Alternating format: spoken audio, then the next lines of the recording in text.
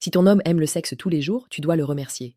Apparemment, beaucoup de filles ne sont pas d'accord avec moi sur le sujet, et je vous comprends.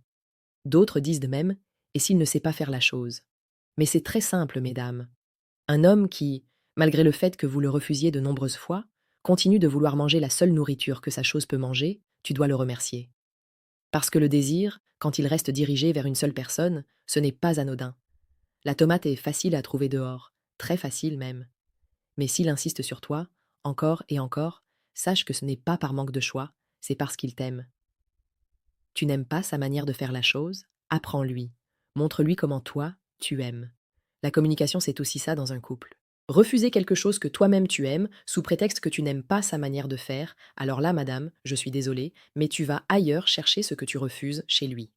Donc le jour où sa frustration sera à son maximum, ne sois pas étonné s'il finit par aller voir la première venue, parce qu'un homme, quand il désire sa femme, ce n'est pas seulement le corps qu'il veut, c'est la connexion, c'est le lien, c'est l'exclusivité. Beaucoup ne comprennent pas ça. Elles pensent que refuser sans cesse n'a pas de conséquences. Mais le désir, quand il est ignoré trop longtemps, il se transforme en frustration. Et la frustration, si elle n'est pas écoutée, finit toujours par chercher une porte de sortie.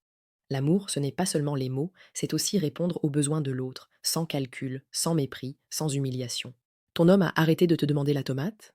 Avant, il te courait après pour un simple moment. C'est simple, il a l'impression que tu ne donnes que lors d'un événement, comme une récompense. Un homme aime quand c'est naturel, spontané, sans calcul, donne plus souvent, surtout quand il ne s'y attend pas. Tu verras qu'un homme n'a jamais été compliqué.